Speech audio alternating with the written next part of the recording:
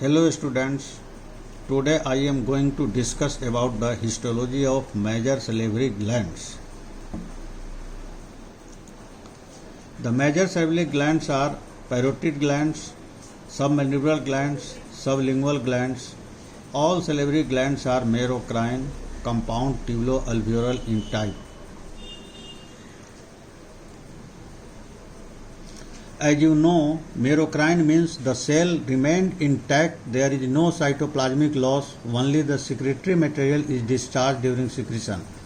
Compound gland means branching of ducts. Tubulo-alveolar means its secretory parts has both alveoli and tubular parts.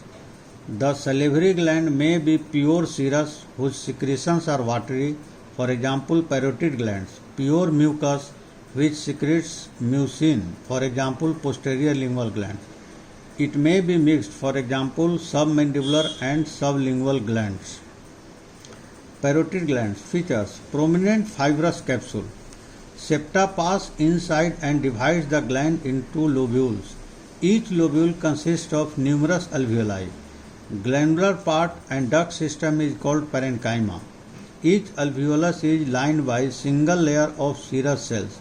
Lumen of alveoli is small or obliterated. Nucleus is spherical in shape and placed near the center of the cell. Cytoplasm. The supranuclear part contains eosinophilic zymogen granules which produces tylen.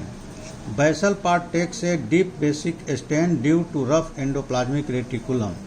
Myoepithelial cells are present between the bases of secretory cells and basal lamina. It is called basket cells. It has property of contraction. It helps in the expulsion of the secretion. You may see the serous alveoli in the below picture. The lumen is obliterated and very small. Duct system. Parotid glands has prominent duct system.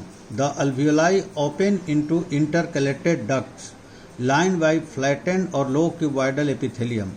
The striated or intralobular ducts are lined by simple columnar epithelium.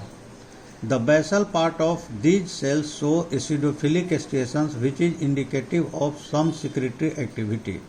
The excretory ducts or interlobular ducts are also lined by simple columnar epithelium. Submandibular gland. Features. Connective tissue framework is similar to parotid glands. Parenchyma. Some alveoli are purely serous, some purely mucus and some are mixed with serous crescents. Mucus alveoli have prominent lumen. Mixed alveoli contains cells of two types, serous cells and mucus cells. Features of mucus cells. Large and polyhedral. Nucleus flattened and placed near the base. Cytoplasm appears pale and vacuolated. Features of serous crescents. These are group of serous cells arranged like a cap on the mucus alveoli. You may see this arrangement in the below picture. It is located between the secretory mucus cells and basal lamina.